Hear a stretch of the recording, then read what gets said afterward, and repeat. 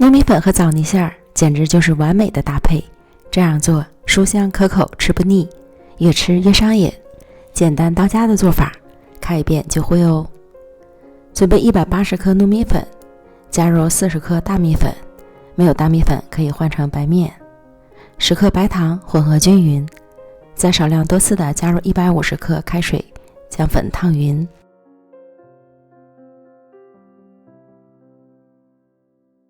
等晾至温热后，再下手揉成光滑稍软的面团。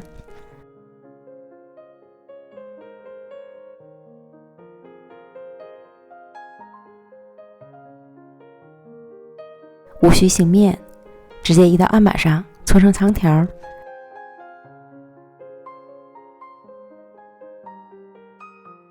分成8个大小均匀的面剂，记得盖好，防止风干。取一个面剂揉光滑，擀成小圆饼，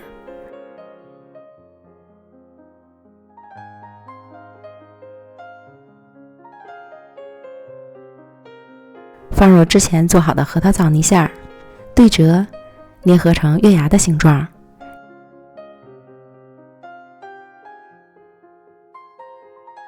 这样一个生坯就做好了。电饼铛开中小火预热，刷油，依次放入生坯，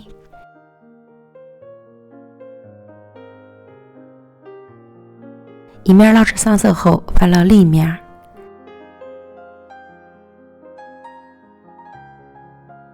加盖烙会熟得比较快。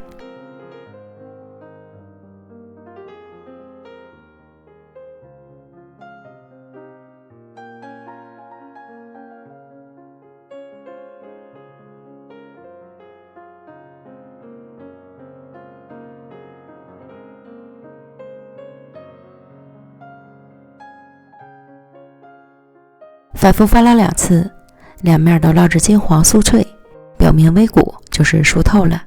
出锅儿。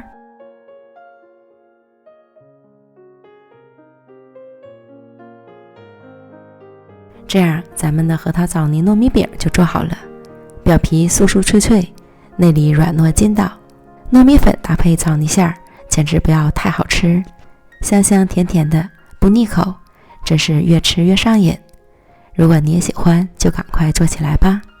美食天天更新，咱们明天见，拜拜。